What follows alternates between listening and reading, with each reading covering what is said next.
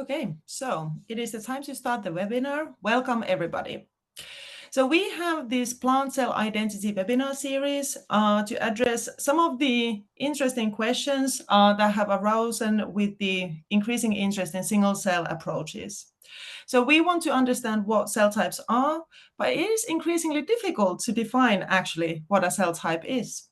So address this question from multiple directions, we put together this webinar series to start thinking together what all may be involved in defining plant cell identity. So here is the full list of webinars. And as you just heard, we are recording them. The webinar from November is already available on the Plant Cell Atlas YouTube channel. Today, please use the Q&A box for your questions, but we also have a Padlet for keeping continuous conversation going. You'll find there the Q&A questions of last webinar, and the goal is to enable conversations beyond just a brief Q&A at the end of the limited time slot. So please contribute your thoughts freely there and keep the conversation going. Today, we have two wonderful talks, which we will now hear back to back, followed by a short joint discussion, and after that, we will take some questions from the Q&A. The first talk is by Rachal Shahan, titled Investigating Cell Fates and States Over Time with the Arabidopsis Root. Rachal Shahan is an assistant professor in the Department of Molecular Cell and Developmental Biology at the University of California, Los Angeles. Her lab opened March of this year and studies cell fate decisions underlying plant developmental plasticity. As postdoc, Rachel used single-cell RNA sequencing to study plant cell fate specification in the lab of late Philip Benfey at Duke University. Rachel conducted her PhD research on strawberry flower and fruit development in Zhongqi Liu's lab at the University of Maryland and received her bachelor degree in biology from Virginia Tech. And now it is your turn to share. How do I stop sharing here? So, Rachel, wonderful. We can see your PowerPoints, and now it's full screen. Go ahead. Perfect. You can hear me okay? Everything is good? Perfectly. Okay, perfect. Thank you so much, Kaisa, and for the introduction, and thank you, Trevor and Natanella, for the invitation. I'm really happy to be here today, and of course, in really good company with Geoff. So I personally, as a developmental biologist and in my new lab at UCLA, we're really interested in understanding how organs form. And we're asking this question in the context of plant development, because plants are really, as we all in this audience know, remarkably plastic, and they're able to grow continuously and produce new organs over the course of their lifetime. So specifically, the model organism and organ that we are using in my lab is the Arabidopsis root. And the reason for that is because this model makes it pretty simple, or relatively simple at least, to study cell fate specification events. And the reason for that, for those who aren't familiar with Arabidopsis roots, is that it's very easy to trace cell lineages in this model. So in the root here, there's a stem cell niche that's retained at the root tip, and that continues dividing throughout the life of the plant. So as new cells are formed here at the tip, because plant cells are encased in these rigid cell walls, they don't move relative to each other. So that means that the longitudinal axis of the root is essentially a developmental timeline. The youngest cells here, closest to the stem cell niche, and they gradually become more and more mature, more differentiated as you move towards the shoot, which is easy to see for one cell type that I'm showing in this beautiful confocal image, which is highlighted here with GFP. So in addition to being able to tell how mature or how developmentally old a cell is based on its location along the longitudinal axis of the root, we can also tell what identity a cell has within the root tip here, which I'm showing now in cartoon form. So to give you some perspective from what we just talked about, the stem cell niche is here. Again, at the root tip, there's one stem cell shown here in green. This stem cell produces two what we call cell files, which is what you were looking at in the previous image. One cell type here in blue is the endodermis, which we'll talk about later, and the neighboring cell type is the cortex. So all of these different cell types, as indicated by the different colors on this cartoon here, are arranged in these concentric circles. Or concentric rings around a central vasculature. So it's very easy to tell which cell type is which and how mature it is just by looking at a root. So when I began my postdoc in Philip Benfey's lab, this is right around the time when single-cell RNA sequencing was coming on the scene. So I, as a developmental biologist, was really excited about understanding how do cells acquire their fates, how does stem cell progeny acquire their fates, and how does gene expression change along developmental time in different root cell types.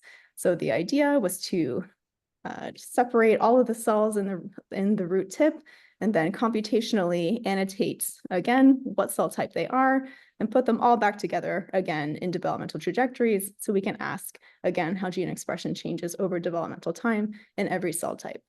This is what we ended up doing here. So like many others in both plant and animal fields, we generated what we call a root atlas. So here you're just looking at a UMAP plot, which is showing all of, essentially it's a way to visualize our data here just in 2D. So on this plot, I'm showing you every dot is annotated and colored differently according to the cell type annotation that we've assigned it. So here, just to go back to the two cell types I mentioned earlier, this darker blue one is endodermis, the lighter blue one is cortex. So not only in the root are we able to identify what all of these different cell types are, we could identify all the major cell types in the root with this analysis and with their annotation, but given that there's this continuous developmental progression along the root, we were also interested in being able to annotate what developmental zone or stage all of these different cells were in with our atlas. So as a reminder and a primer for those who aren't familiar with root biology here, at the tip of the Arabidopsis root is what we call the meristematic zone. This is where cells are actively dividing. After cells exit the meristematic zone, they begin elongating and they grow very greatly in size. And afterwards, they enter what we call the differentiation or maturation zone, where they will acquire cell type specific characteristics. So using existing markers similar to the cell type annotation, as well as existing RNA-seq data, we were able to annotate every cell in our atlas according to their location in these developmental zones. So you can see the lighter colors here correspond to younger cells, and each cell type on these branches on the UMAP becomes progressively older, going through the elongation and maturation zones.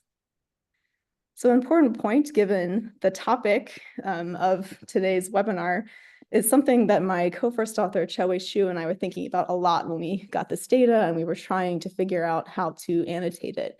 And that's if you have a continuous developmental process like root cell maturation, how do you distinguish between these different maturation states along a continuous trajectory? So with single cell data, often people will cluster it to try to determine what are the transcriptional differences, right, between different cell types. But we had some trouble deciding if we were trying to cluster, how many clusters are there? So what constitutes, how many different maturation states are there for each cell type, for example? So instead of making that decision, since we felt that was a hard decision and a fundamental developmental question, Chao-Wei's idea actually was to annotate every cell in our atlas individually so that we could let the cells tell us what state they were in, essentially. But I think that this is still an open question. We can see 3 morphological developmental zones in the root with our eyes, and we can annotate those on our UMAP here with previous data. But how many, like what does it mean to be in a maturation state? How many states of maturation are there for each cell type? I think potentially this question could be addressed if we add spatial information, which we are of course missing in our single cell RNA-seq data because we have to disrupt all the tissues in order to get the cells to sequence them. So I just wanted to mention very briefly this nice paper that came out from Tetsuya Nobori when he was a postdoc in Joe Ecker's lab that reports this method called phytomap, where he's able to look at whole mount Arabidopsis roots shown here in his figure, I think 1 from his paper, and look at multiple markers over the actual root in 3D. So the idea behind this is we can understand, given this very beautiful layout of the root, the simplicity of the root in 2D, essentially, to try to understand what does it mean, like when does a cell change essentially from being in different developmental states? Is this a way to add more information? So Tetsuya very nicely showed with this method, or validated with this method, some additional markers from our atlas. And I think this provides a powerful new way to start thinking and using the spatial information of a root to ask questions about cell identity, fate, and state. But moving on from initially generating the atlas here, there's a question that we had and that others see in their data as well. And that's, is there still uncharacterized or unappreciated with our annotation here heterogeneity within our atlas or within different root cell types? So for example, something that we notice and something also that other labs like Ryan Lister's lab, who I think we'll hear from later on in this webinar series, have noticed is that looking at our atlas here, looking at the different cell types and the branches, there's a branch for each cell type, but there's also sub-branches within each cell type. For example, this cortex branch splits off into what looks like 2 additional branches in this maturation zone here. So is there heterogeneity there? What does that mean beneath a strong cell type identity? Is there additional heterogeneity? And one cell type that I was interested in looking at for a variety of reasons is this orange cell type here, which has a very long name, the xylem pole pericycle, which is found in the center of the root. So the reason that I was interested in looking at this cell type particularly is that in Arabidopsis roots, this is a very important cell type.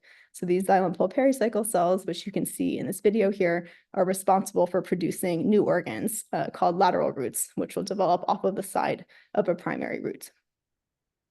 These xylem pole pericycle cells are found, as I mentioned, in the very center of the root. They're shown here with GFP, and there's a ring of pericycle cells, but these xylem pole pericycle cells are found only at the poles of the xylem. So you can appreciate that in this cartoon here, where the xylem pole pericycle is in orange, and other pericycle cells, the phloem pole pericycle, is in pink. So the xylem pole pericycle is only the poles of the xylem, which is shown in brown here in the center. These xylem pole pericycle cells are found along the entire longitudinal axis of the root, so shown here again in orange in our cartoon of the root tip. So what's interesting about these cells, and going back to a still from this video that I just showed you, so you can appreciate from the photo here that not every xylem pole pericycle cell will probably produce a lateral root, since the lateral roots are here essentially alternating. They're at they develop in a periodic fashion along the longitudinal axis of the primary root. And this is because, indeed, not every xylem pole pericycle cell produces a lateral root, so only some of them, a subset of them, will become what we call lateral root founder cells. So here in this cartoon from Jamie Van Norman's 2013 review, we have xylem pole pericycle cells in orange here. A subset of them will be specified to have founder cell fate, which is shown in green. And then over time, eventually, at some period after their specification, you can first see that some cells are founder cells based on the migration of nuclei towards the shared cell wall here from 2 founder cells. And after this initial asymmetric cell division, additional divisions occur, which will produce this lateral root primordia shown here in the cartoon in blue. So what's interesting to me is that the ability to detect morphologically which xylem pole pericycle cells have been specified as founder cells happens quite a bit later from what we think is the specification event. So a question that I'm curious about asking is, do we capture founder cells in our root single cell data? And are founder cells a distinct cell type, or are they more of a state of xylem pole pericycle cells? Can we address this question with our existing data? So this is work that I've been doing together with Cole Boyle, who is a graduate student in Geoff Schiebinger's lab, and Geoff is our second speaker of this session. So the idea was we wanted to go back to our existing single cell data from the atlas and ask, did we miss heterogeneity or different trajectories within the cells that we annotated as xylem pole pericycle cells? So Cole extracted what we've annotated as xylem pole pericycle cells. And I should say this data is from not only the atlas, but from a few additional data sets are added in here as well. And he recreated a pseudotime progression now using a different method from what we used in the atlas. And we were asking if within xylem pole pericycle cells, are there more than one trajectory? And the answer, at least preliminarily here from the single cell data, is yes. There appears to be one trajectory here where the youngest cells are the darkest black ones. This trajectory goes along here to cells that are less, I guess, differentiated is the term that you would use, that are pretty similar to the cells in the beginning. And there seems to be a second trajectory now here off the side where cells will progress through pseudotime. So the youngest or least differentiated in pseudotime, I guess, cells will be these darker colors and will progress towards these warmer colors with yellow here at the end. So this suggests that there are 2 trajectories that that can be, the cell can go down essentially within this xylem pulpericycle group of cells. So I wanted to ask, at least initially with Cole, which one of these might be founder cells and which ones could be xylem pulpericycle cells that don't become founder cells. So our prediction might be that this branch of cells will become founder cells since they become considerably different from the cells here at the very beginning of the trajectory. And that seems to be the case, at least based on looking at one marker gene expression. So here you're looking at normalized expression with warmer colors indicating higher expression for the gene LBD16, which is a known marker of founder cells, and I think is the earliest marker of founder cells. So that seems to be coming on in this branch that we might predict to be founder cells based on the work that we've done here. So the questions to me, this is an exciting result. The questions to me that this now brings up for us to address. So Kaisa mentioned that my lab just started in March, so I'm excited about this, this work with Geoff's group and how we can kind of build on this. So I'm interested, as I said, are lateral root founder cells a distinct cell type or are they a cell state? So what distinguishes founder cells prior to this morphological change where you can actually see within the root what cells are founder cells?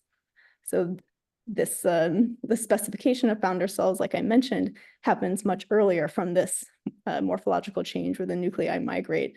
So there, I won't go into the details here, but there's this beautiful work from Philip Benfey's lab looking at the existence of what they termed the root clock.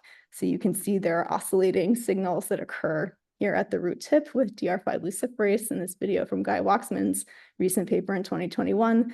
The idea being that the oscillating signals that are occurring here mark the site where a lateral root will form, but it's not obvious until later in the root morphologically which cells will become founder cells. So can we use our single cell data and our putative founder cell trajectory here that Cole created to identify now questions that are hard to address before the existence of single cell data, which is what drives a cell fate or state specification to founder cells, and how might this founder cell fate or state specification be connected to those oscillating signals of the root clock and eventually to asymmetric divisions that initiate a lateral root. So lots to unpack here, I think, lots of exciting things to do. So moving on, just for the second half of my talk here, Kaisa, do you know how much time I have left? I haven't been paying attention to the time. I think I might need to speed up a little bit. You've been talking for 15 minutes now. Great, so I'm going to speed up and zoom through this to make sure I'm done in the next 5 minutes. So just briefly to say, something that I was interested in towards the end of my postdoc is that the developmental timeline here that we show of the Arabidopsis fruit is a snapshot only of actual time. But we know that root morphology changes as the seedling ages. So one example here is that in the radial axis, the morphology changes. And that's because these yellow cells, which I mentioned before, endodermis cells, will divide periclinally to create another cell layer shown here in red, which we call the middle cortex. So if morphology changes, when I was a graduate student, or when I was a postdoc, I was really curious if transcriptional profiles changed too in root tip cells as seedlings age. So to address this, when I was still in Philip's lab, we generated a single cell time course looking at data every 12 hours from roots from very young at 3 days old all the way through roots that are 10 days old here, and asking what changes over time. So we annotated this data using our existing atlas that I mentioned before. We just transferred the labels from this atlas onto the new data set. We were able to identify again all of the major cell types that we expected after this label transfer onto our now big time course data set. If we integrate all of those time points together, we have about 350,000 cells. We're also able to annotate all of the different developmental zones that I mentioned previously. So with this data, there are a number of questions that we're asking with it, but given the topic of today's webinar, I wanted to just mention one thing that we're working on, again, together with Geoff Schiebinger's group, and that's asking the question is, do regulators of cell fate specification change with age? So we're addressing this now, going back to some work that we did with the atlas. This is work from Geoff's group. We're using Geoff's optimal transport analysis to calculate cell fate probabilities, and then to try to ask what transcription factors regulate cell fate specification events for all of the different cell types in the atlas. And I suspect that Geoff might give some additional detail in a few minutes about this method, at least in his talk. But the point here is that we were able, with our atlas, with the data, with Geoff's group, to identify existing transcription factors that we know are important for cell fate. So that gives us confidence, and we were excited to identify new factors. But I want to mention here, in the context of this previous work, this transcription factor scarecrow, which is very well known, is an important regulator here of endodermal cell fate.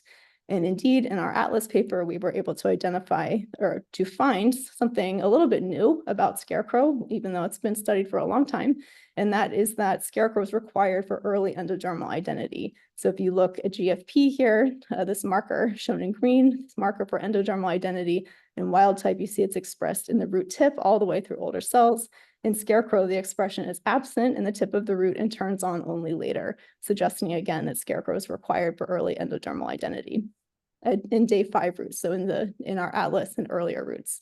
However, in working with Geoff's lab, we repeated the same analysis, asking what transcription factors are important for cell fate specification over time in roots. So over our time course of aging seedlings that we generated with single-cell RNA-seq. And it turns out that scarecrow actually decreases in importance over time. So it's important earlier on, and then its predicted importance, just based on this coefficient, decreases over time. So I was very curious about that and wanted to know, what does that mean for scarecrow's importance for endodermal identity and fate specification over time? So we looked again more recently, a postdoc in my lab, Sarah Party, at the scarecrow mutants. At 5 days old, there is no expression of this MIB36 endodermal identity marker, even though we see that in the tip with wild type. But if you look even just 1 day later, when the scarecrow mutant is 6 days old, you see that the expression of this endodermal identity marker is now coming back on in the root tip and starts to look more similar over time to the wild type. So this suggests that scarecrow is not required for fate specification in older seedlings, which opens new questions that I'm very curious about related to cell identity and cell fate and state. So what regulates MIB36, this marker I showed you that's important for endodermal identity in older roots if it's not scarecrow? And do meristematic endodermal cells undergo a state change prior to this asymmetric division that I alluded to earlier in endodermal cells that happens over time? So this is this division of endodermal cells here that will divide to form a third layer of ground tissue called the middle cortex. What happens to those endodermal cells over time? Do they undergo a state change before they're able to undergo this division? So in conclusion, there's 2 key questions that I'm really curious about addressing related to the full topic of this webinar. So are there age-related root cell states? And how do we think about heterogeneity that might exist within single-cell RNA-seq data that we've already created? So with that, I would like to thank the members of my new lab, especially Sarah, who is generating some of the images here, and Geoff Schiebinger and his lab, who have been really critical and really fun collaborators for a lot of the work that we've done. So thank you so much. Awesome. There's a lot of food for thought for our webinar topic. So we are now taking Geoff's talk back to back with yours, and questions will come later. So our next speaker is Geoffrey Schiebinger, and he is an assistant professor of mathematics at the University of British Columbia, where he is a member of the Math of Information group, the Mathematical Biology group, and the Probability group. He is also an associate member of the UBC School of Biomedical Engineering and a specially appointed associate professor with the Prime Institute at the University of Osaka. His work introduces a mathematical theory of developmental biology based on optimal transport. His education includes a bachelor's in mathematics and a master's in electrical engineering from Stanford University, a PhD in statistics from the University of California, Berkeley, and a postdoctoral fellowship at the MIT Center for Statistics and Data Science and the Broad Institutes of MIT and Harvard, where he worked with Professors Lander, Regev, and Rigole. Geoffrey has won numerous awards, including a 2021 Mort Menton Prize in Genetics and 2018 Career Award at the Scientific Interface from the Burroughs Wellcome Fund. So, Geoffrey, we are excited to see your presentation. Can you share your screen? You're muted, by the way. Okay, so there you go. Wonderful. Now you see my screen here? Yes, it's perfect. Okay. The floor is yours. Okay. Thanks, everyone. Thanks for the invitation to speak here today. So I'm excited to tell you about this mathematical theory of development and how cell types arise, right? So over the course of this short talk, we'll learn how to think about a developing population of cells as tracing out a curve in the space of cell populations. With single-cell RNA sequencing, we can collect noisy time points along this curve. They're noisy because we don't profile all the cells in the organism, and each organism is a little bit different. So because we don't profile all the cells, the law of large numbers hasn't fully kicked in. Then we'll see how we can connect those black dots to obtain a piecewise linear or piecewise geodesic approximation of the curve, and that's with optimal transport. Then, if time permits, we'll also see how these theoretical ideas can guide experimental design. And we'll ask, how can you collect optimal data for this optimal transport hypothesis? Okay, let's dive in. So the motivating question is, how do cell types arise? The classical metaphor for this is Waddington's idea of an epigenetic landscape. Waddington's a famous developmental biologist from the 1940s, and he taught us to think about development in terms of a cell being like a marble rolling through an abstract epigenetic landscape. So the cell rolls downhill into one of these valleys. There's a valley for, cell type 1, and a different valley for cell type 2, and so on. And the curvature at the bottom of these valleys stabilizes the cell type. And if we could understand the shape of these, valleys, then we could understand how cell types are stabilized during normal development and how they destabilize with age or in disease. The measurement tool, which Rachel also mentioned and lots of people are working with nowadays, is single-cell RNA sequencing. This allows you to take the RNA from cells and get the gene expression profile, and allows you to do this for lots and lots of cells. So it's an incredibly powerful technology. But the major limitation of this technology is that it doesn't allow you to see the actual trajectories cells traverse. So here's a two-dimensional view of these high-dimensional gene expression profiles. So gene 1 is on the x-axis, gene 2 is on the y-axis, and the value or the coordinate position of a cell is the number of molecules of gene 1 on the x-axis and number of molecules of gene 2 on the y-axis. So as the cell changes its state over time, it traces out some trajectory, and cell divisions create branching paths.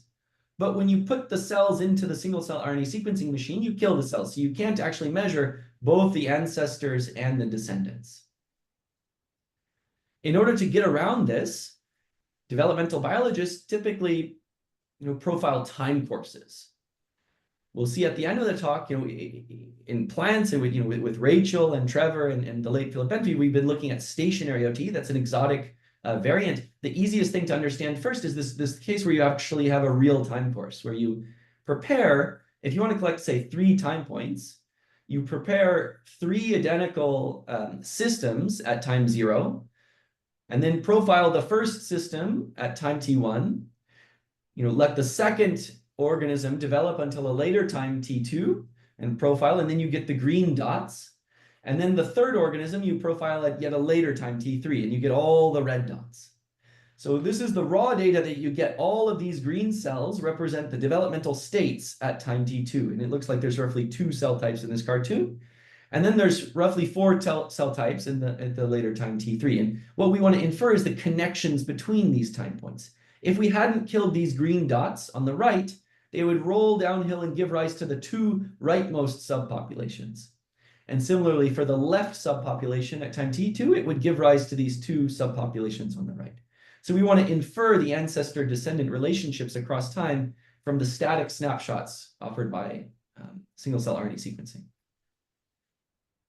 The mathematical model that we'll adapt here is an idea of a developmental stochastic process. Okay, so a stochastic process just means a probability distribution that changes over time. So we'll think of a cell as a point in this state space, for concreteness, we were thinking gene expression space measured by single cell RNA sequencing. But if you're measuring something else about cell state, for example, protein expression or chromatin configuration with ATAC-seq or this applies to any notion of cell state. So a cell has a state, so it's a point in a state space. And a population of cells is a probability distribution on that state space. So we're denoting this probability distribution. Here we have the blue Gaussian type shape at time t1, gives rise to this bimodal distribution at time t2. We'll denote this by p. Okay, and this becomes even further bimodal. We have two cell types really emerging at time t3 here in this cartoon. The data that we get are independent samples, and we can form this empirical distribution. We have a little hat on the p. So these blue dots represent independent samples from this blue distribution. Okay, then there is some joint dependence between the data at, in reality, in the real organism, a cell, given the cell has some state at time t1, there will be some conditional distribution on states at time t2.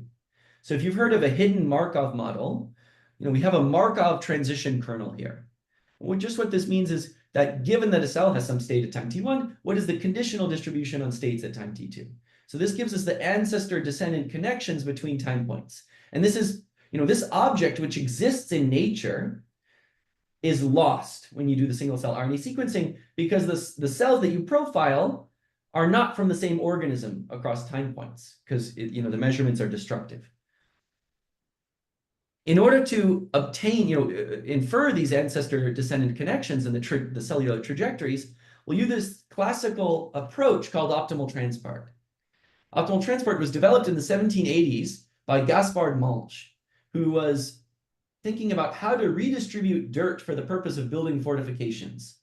So if you have this blue distribution of Earth and you wish to redistribute it to the green distribution, how can you do that in the optimal way? Well, maybe you move this column of dirt here and that column of dirt there and so on. So for each grain of sand, if we think of this as like a sand castle, how can we minimize the total distance that every single grain moves? This was then generalized in the 1940s to give rise to linear programming by Kantorovich in the 1940s. And then linear programming gave rise to nonlinear programming, which is the foundation of mathematical optimization, and it's the foundation of machine learning and statistics. So this is really fundamental stuff, and it's used in all kinds of areas of science, like computer graphics and cosmology and partial differential equations. And we're going to use it here in biology to infer these ancestor-descendant relationships, which is also called a coupling in math. So there's the true coupling, which couples or connects the distribution from time t1 to the distribution from time t2. This true coupling exists in nature. And we're going to use this optimal transport coupling, which we can actually compute efficiently given data. And I'll call this the optimal transport hypothesis for developmental biology, which I postulate is a law of nature, is that on short time scales, the optimal transport coupling agrees with the true coupling. Or is it, the closer time t1 is to t2, and in the limit t1 goes to t2, the optimal transport coupling is a better and better approximation of the true coupling. Now, actually, the cool thing that we'll see in a few slides is that this optimal transport hypothesis is actually mathematically equivalent to Waddington's idea of an epigenetic landscape. Waddington's idea was that the cell is like this marble rolling through a developmental landscape. So as long as this slope, like the ski slope that the marble's rolling down, is not infinitely steep, then in a short time, the marble will only move a small amount. And that's the basic assumption under which optimal transport also will work, is that over short timescales, cells can only change their expression profiles by small amounts, so that when we find this optimal coupling that minimizes the total distance that all the cells travel to connect the blue dots to the green dots, green to red dots, this will actually give us the correct coupling if the timescales are short enough here. So intuitively, another way to think about this optimal transport hypothesis is now we're going to lift to a higher, more abstract space where cells are no longer points, but entire populations of cells are points. Okay, so if you like to think about evolution, there's some phenotype space, and you have evolution, you have the phenotype changing over time. And this is development. So similarly, there's a curve of development.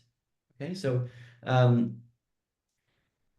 as the population of cells changes over time, it traces out a curve in the space of cell populations. And you can actually, with optimal transport, you can give a metric or a notion of a distance to probability distributions. And so you can actually use optimal transport to draw straight lines in this space. Single-cell RNA sequencing allows us to measure this changing population at various time points, and that gives us these black dots. These black dots are not exactly along, not positioned exactly over the red curve, because we have a noisy measurement. The measurement's noisy because we're sampling finitely many cells with finitely many reads. But then we can connect these dots with optimal transport to approximate the developmental trajectories. We've tested this in numerous developmental systems. The first system we tested this on was stem cell reprogramming. And this was during my postdoc at the Broad Institute. So my experimental collaborators collected roughly 40 time points over 18 days of this stem cell reprogramming in mice. So they took the mouse embryonic fibroblasts, they induced reprogramming by turning on these Yamanaka factors with a DOX-inducible promoter. And then over 18 days, we watched what happened with single-cell RNA sequencing. This was very labor-intensive because we actually, we used 80 plates. So we had 80 plates of cells reprogramming, and at every time point, we collected 2 independent samples. So over roughly 40 time points, we had 80 plates, and a separate independent pair of plates for every single time point. So this was a very labor-intensive experiment, and the data that we got it showed a beautiful gradual trend. So here the color is showing the time, and the each dot here is an individual cell. So then, according to optimal transport, we could select subsets of cells and pull them back in time and ask what were the ancestors at earlier time points. And the cells that were correctly reprogramming into stem cells emerged here along this thin line on the left side, whereas the various failed states of reprogramming. So you can imagine you're trying to push these cells up the Waddington's landscape, and some cells are accidentally rolling down into other valleys, like becoming neural cells or placental cells and so on. We've also tested this with some other collaborators at Duke, who I think ultimately introduced us to Philip Benfey. So this was Greg Ray and Dave McClay at Duke. We tested this in urchin development.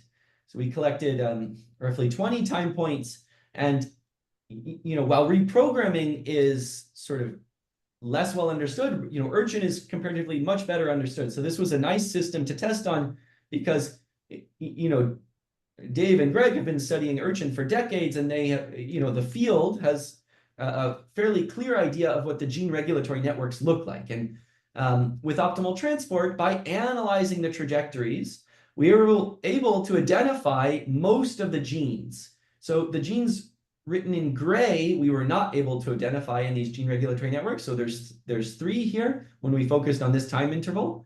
So GEM, Eve, we were not able to identify, but 18 out of 21, we were able to correctly identify, all the ones in black. So one perspective that we've seen by looking at diverse, systems, urchin and stem cell reprogramming, and in a minute I'll show you our collaboration on plants. But what we've seen in these time courses is that one should collect more time points. Okay, and the reason is that what is a data point? We've gotten used to the idea of thinking of cells as data points. Ultimately, a read is a raw, at the most fundamental level, a read is a data point. But we group reads into cells, and we're very comfortable with this. And we like to say, we have this many cells, that's the size of the data set. Now, I'd like to propose that we think about time points as actually the data points. and we group cells into time points, and each time point will give us a noisy data point along this developmental curve.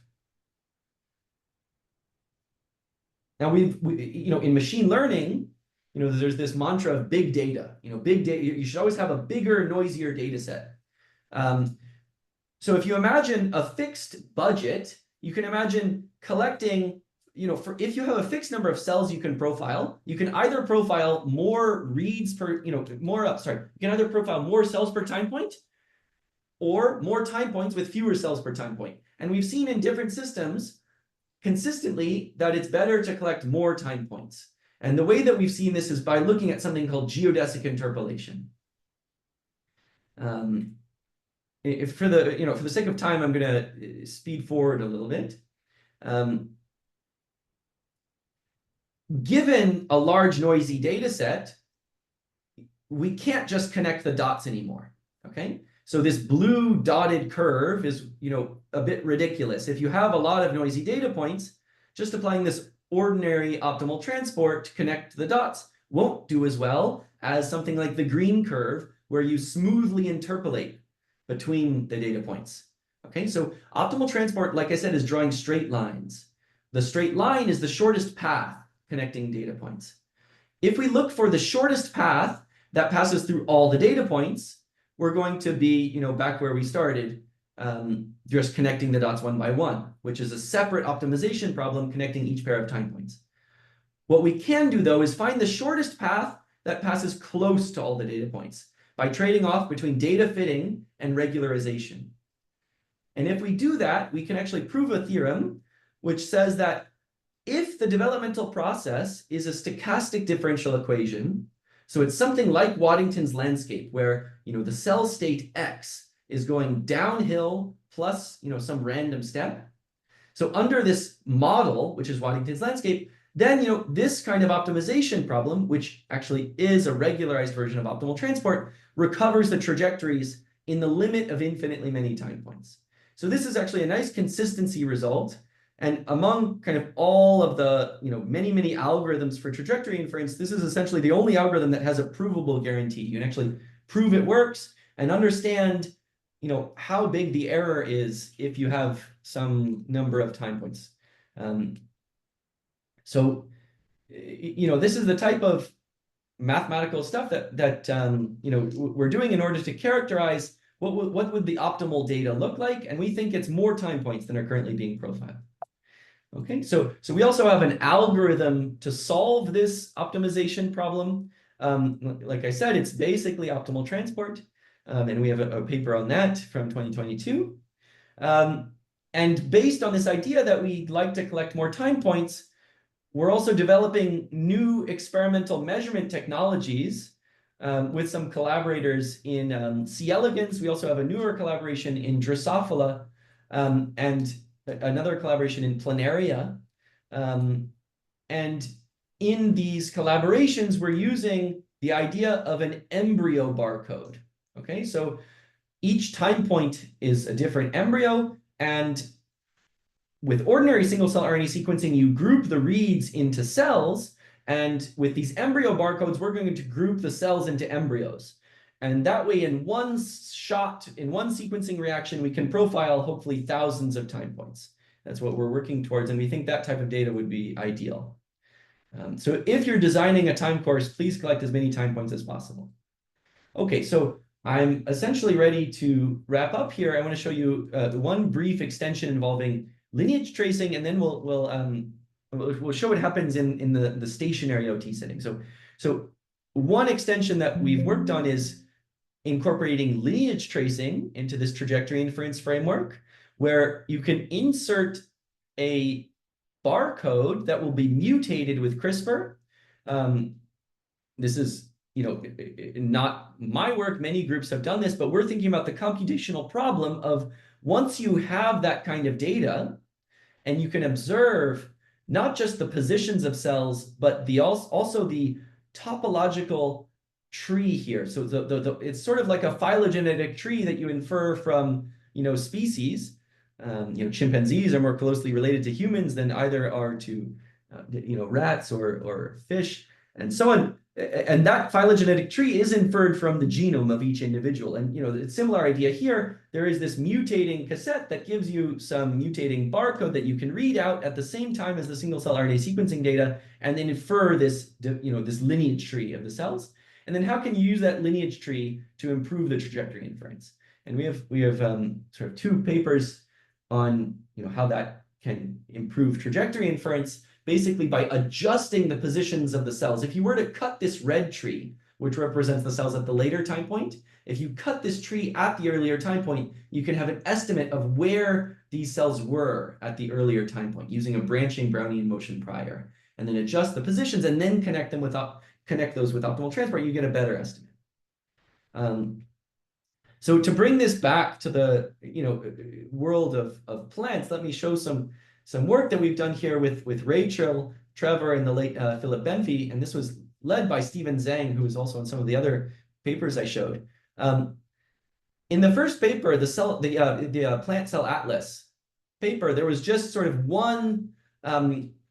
only one real time point could be collected. We were thinking about the following system. So consider the last half centimeter of the root. So that's the system. As it grows, these stem cell niche here will divide, cells here will divide, and the cells will be pushed up. And so this red cell over time will exit this last half centimeter. This last half centimeter is what's being dissected. So we can sort of think about this as a system in equilibrium. If you were to collect more than one time point, it would look basically the same because it's in equilibrium. So we can imagine that there's some growth and transport happening simultaneously, and we can deconvolve these two processes and sort of just mentally imagine that the growth happens first and then the transport on a short time scale delta t. So if you have some system, we'll represent this by a probability distribution over states. And just for concreteness, we'll draw it in this cartoon as uniform. Then there's some cell growth. In the case of these plants, the growth is happening in this stem cell niche. So for every cell in the system, we have some idea of its growth rate. And this makes it sort of non-uniform. And then we ask, what transport would you need to transport this back to the to the equilibrium state, which in this cartoon is this uniform distribution. And so that's how we apply this optimal transport to this stationary setting. We call this the stationary OT. And this is the way that we used optimal transport to analyze the cell atlas data. And with Trevor, we had a real-time course. I think I'm out of time now. So with that, I'll thank you for your attention and welcome any questions. Wonderful. Thank you for this talk. So as our first thing, before we take questions from the Q&A, I have a couple of discussion questions for both of you speakers. So the first question is, why is it important to define cell types? So Rachel, what's your opinion? For why it's important to define cell types? Well, I think cells do different things, right? So they're contributing differently to the concept of organ and organism development. So in the context of what I was just thinking about, even beyond what do distinct cell types do, what do potentially distinct states of those individual cell types do that are critical for development, like thinking about lateral root formation. So how can we understand the unique contributions or unique qualities of some of these different cell types unless we dig into them and try to really understand what they are, not only on a transcriptional level, which is what I focused on, but I'm excited about the wider world, thinking about proteomics and metabolomics. I think there's a lot of opportunity here for discovery. It's a great time to be a developmental biologist. Indeed. Geoff, do you have anything that you'd like to add about the importance of defining cell types? Yeah, in the context of trajectory inference, you can infer trajectories at the level of individual cells, but that can be a bit difficult to sift through if you have hundreds of thousands of cells. And so, if you can identify cell types, either from cell signatures or from the trajectories directly, it helps you look at the data in an aggregated way. Yeah. And then the follow-up question to this is, how are you defining cell types or states at the moment? So maybe Geoff first this time. Yeah, so there's a number of different ways. You can use a totally unsupervised approach, and that works well at first, like by clustering what cells have similar gene expression profiles. You can also then, like once you have an idea of what to look for, you can look for gene signatures, which cells express these various marker genes. And you can also look at it in terms of the trajectories as well. What cells come from similar ancestors, what cells are going towards similar fates. Yep.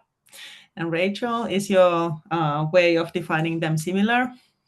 I think when we began with the atlas, we were just thinking about what cell types do we already know based on the huge amount of literature and existing knowledge and molecular toolkits for roots. So how can we use that existing knowledge essentially to inform what we see in a single cell data set? But I will say, after collaborating with Geoff, I learned a lot more about how we can potentially think about this while still using our biological knowledge, but thinking kind of on a different level to understand what is our data trying to tell us and how can we use our existing knowledge but not be hampered by it. If there's some new biology there to discover, how can we identify that? Yeah.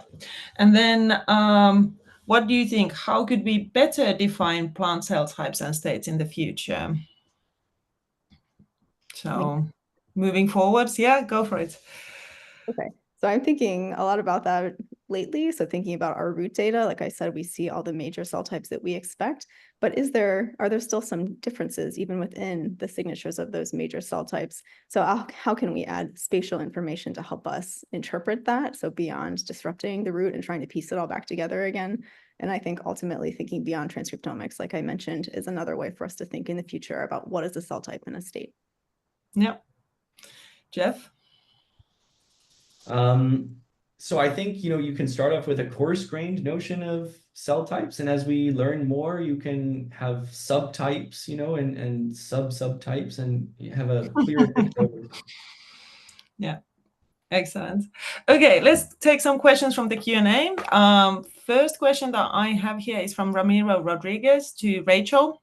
In your XPP cell reanalysis, there seems to be some kind of bridge of cells between the two branches. Do you see that in the data? And might this be some cell population changing from one cell subtype to another? That's a great question. So I was just on Slack last night with Cole, who's Geoff's student, talking about this and talking about those bridging cells. So the short answer is that we haven't dug into that yet, but I do have an intriguing idea for what that might be. So there's work from Joseph Dabrowski in the last couple of years suggesting that other cell types can acquire founder cell fate. They can be recruited to become founder cells. I think those might be Procambium and phloem pericycle cells.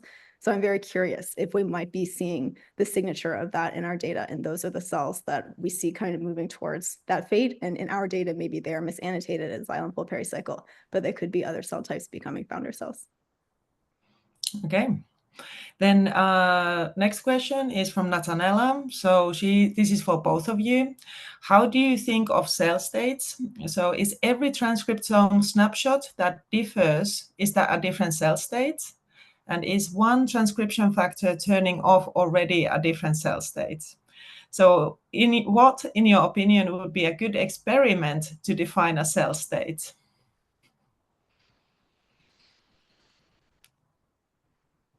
I need to think about my answer. Geoff, do you have an answer off the top of your head? What is a cell state? A cell Well, I state. think that if it's a really key transcription factor, it could be a different cell type, yeah. Yeah, I guess a cell state is more ephemeral than a cell type. Every cell has a state, right? And the state is changing over time. And I guess we think of a cell type as more of a stable state. I'm not sure if that answers States and stable states. Yeah. I think in our data, oh, I'm sorry. Did you have something else, Geoff? Yeah, I also wanted to say that we're also moving towards, like the idea of continuums of cell states rather than discrete cell types, right? So in all the, like in Rachel's atlas, we saw these nice continuums, branching from the middle, everything sort of connected. There weren't just, separate clusters, right? Because we were profiling sort of a whole spectrum of developmental states, and then these continuums emerged.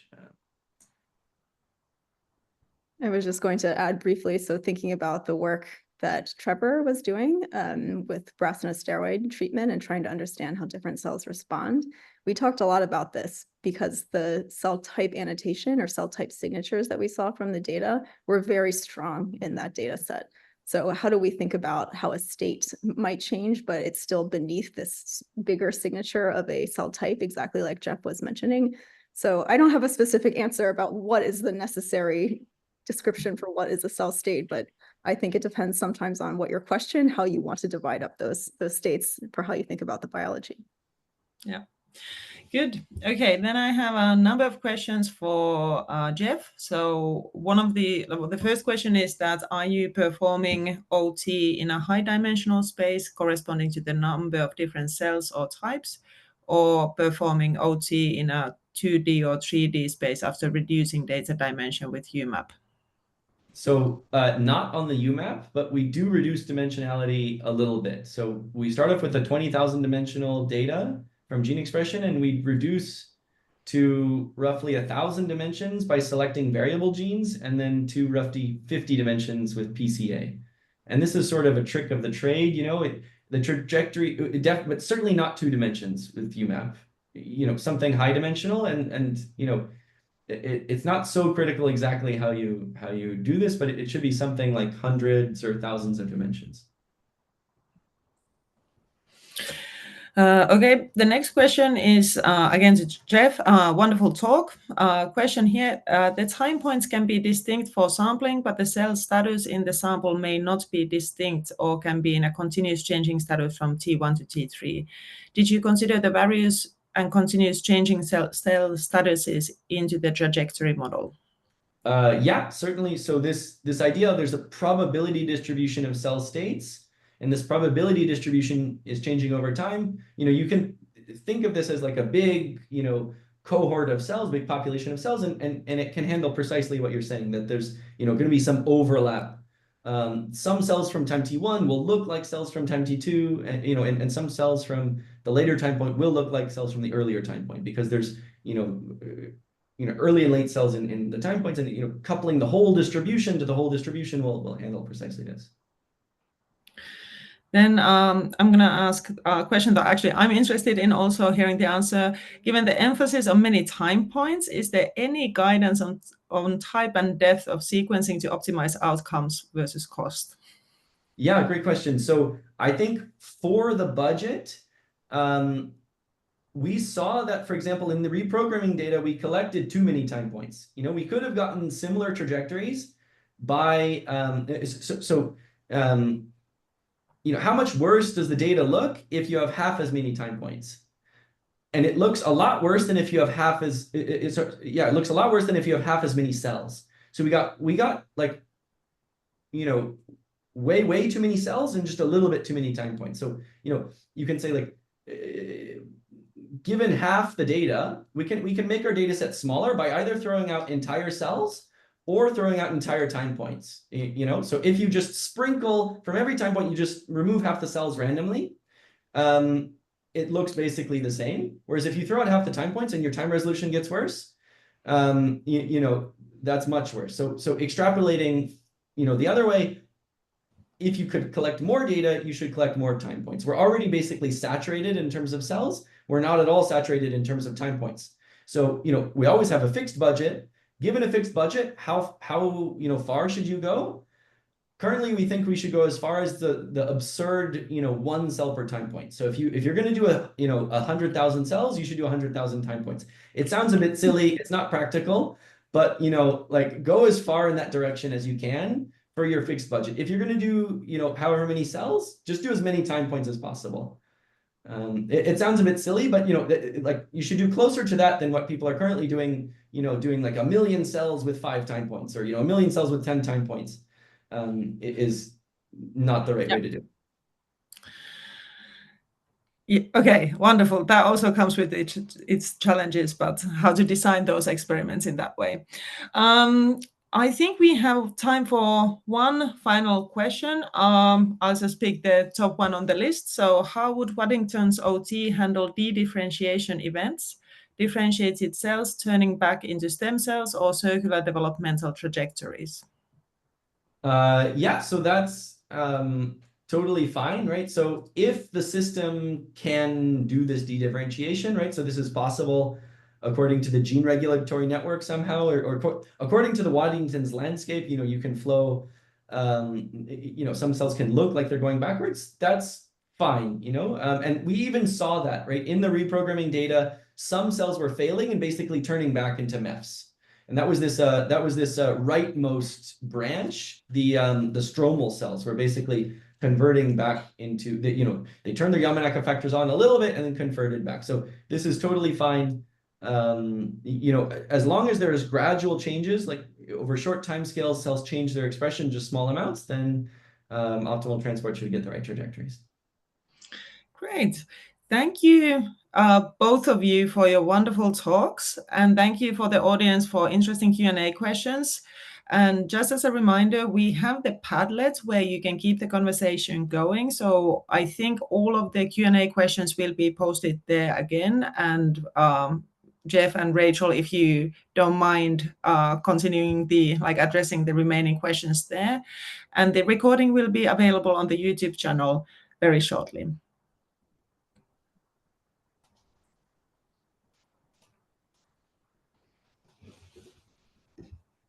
Yeah, thanks for the opportunity. Thanks for your attention. Kaisa. And how do we switch off this thing now?